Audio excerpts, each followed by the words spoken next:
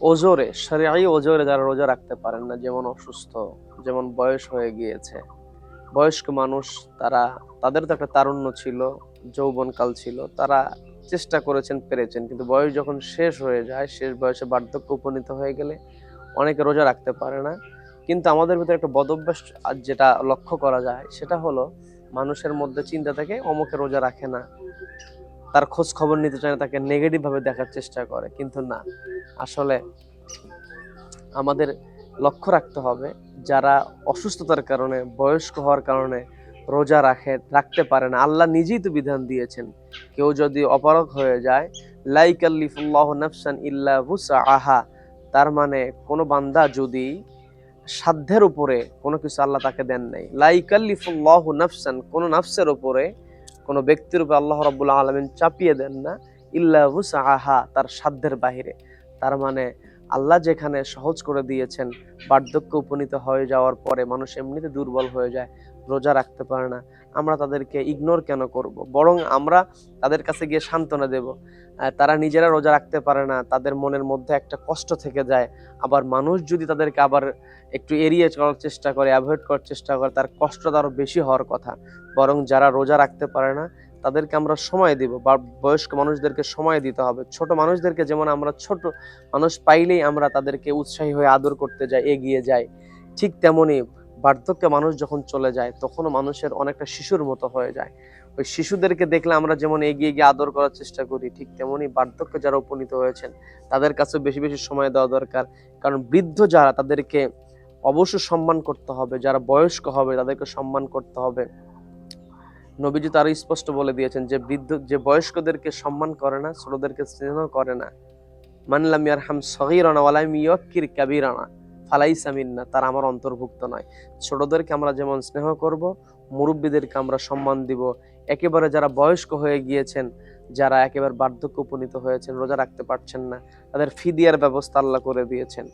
বরং যদি কেউ সামর্থ্য না থাকে, তার পক্ষ থেকে আমাদের উচিত ফিদিয়াটা আদায় করে দেওয়া।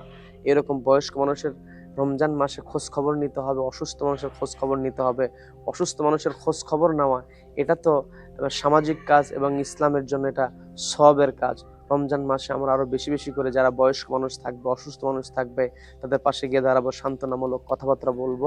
কখনো তাদেরকে রোজা রাখতে যে পারছে না, এটার জন্য তাদেরকে যে অ্যাভয়েড করা, ইগনোর করা, এই অভ্যাসটা কখনো করা যাবে না। কারণ বার্ধক্য আল্লাহ রাব্বুল আলামিনই দিয়ে থাকেন। পৃথিবীতে আমরা এসেছি, আমাদেরকে চলে যেতে হবে, আমরা সবাই চলে যাব। একটা শুরু আছে, ছোট মানুষ তারা ধীরে ধীরে বড় হয়, তারা কৈশোরে চলে যায়, তারা যৌবনে চলে যায়, এরপরে বার্ধক্যে যেতে হয়। কারণ যাদেরকে আল্লাহ হায়াত দিয়েছেন, বার্ধক্য পর্যন্ত যারা উপনীত হয়েছে, তাদের বার্ধক্যজনিত কষ্ট থাকে। এই কষ্টের মধ্যে আমরা যদি তাদেরকে ঘৃণা করে, অ্যাভয়েড করে, তাদেরকে দূরে রেখে যদি তাদেরকে আরো কষ্টটা বাড়িয়ে দেয়, এটা আমাদের আসলে মুসলিম হিসেবে এটা আমাদের সাথে যায় না। কারণ রমজান মাসে যারা রোজা রাখতে পারবে না, এদেরকে ঘৃণা করার কোনো কারণ নাই। কারণ সে তো শরীয়ী ওজনের কারণে রোজা রাখছে না। সে যদি সামর্থ্য হতো, সে অবশ্যই রোজা রাখতো। তাহলে সেক্ষেত্রে আমরা কেন তাকে অপমান করতে যাব, তাকে কেন ঘৃণা করতে যাব? না, এটা আমাদের মধ্যে করা যাবে না। আমরা যেন সচেতন হতে পারি, আমরা যেন বয়স্ক অসুস্থ মানুষ যারা কষ্টের মধ্যে আছে, কষ্ট যারা করে, তাদের পাশে যেন আমরা দাঁড়াতে পারি। এটাকেও আমাদেরকে সবের নিয়তেই করতে হবে। রব্বুল আলামিন আমাদেরকে বোঝার তৌফিক দান করুন। আমরা যেই নবীজির জীবনী থেকে যেটা দেখেছি, নবীজির হাদিস থেকে যেটা আমরা জানলাম, সেটা হলো আমাদের বড়দেরকে সম্মান করতে হবে। আর বৃদ্ধ যারা, তারা তো আসলেই বড়, তারা তো মুরব্বী, তারা মুরব্বী। মুরব্বীদের ক্ষেত্রে আল্লাহ সফট কর্নার রয়েছে। দাড়ি পাকা মুরব্বীরা যখন আল্লাহর কাছে দোয়া করে, আল্লাহ সে দোয়াটা ফেরায়া দেন না।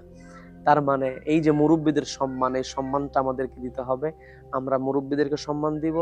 যারা অসুস্থতার কারণে রোজা রাখতে পারলো না, তাদের যে মনের একটা কষ্ট, তাদেরকে বরং আমরা সান্ত্বনা দিতে যাব, তাদেরকে আমরা ঘৃণা কখনোই করব না। কারণ ঘৃণা করার কোনো সুযোগ নেই, ওইরকম সময় তো আমাদের আসতে পারে। আমরাও তো, আল্লাহ যদি হায়াত দেন, আমরাও তো বার্ধক্য উপনীত হতে পারি। রব্বুল আলামিন আমাদেরকে বোঝার তৌফিক দান করুন। আমরা সম্মান করব, যে ব্যক্তি সম্মান করবে সে সম্মান পাবে। রব্বুল আলামিন আমাদেরকে বোঝার তৌফিক দান করুন।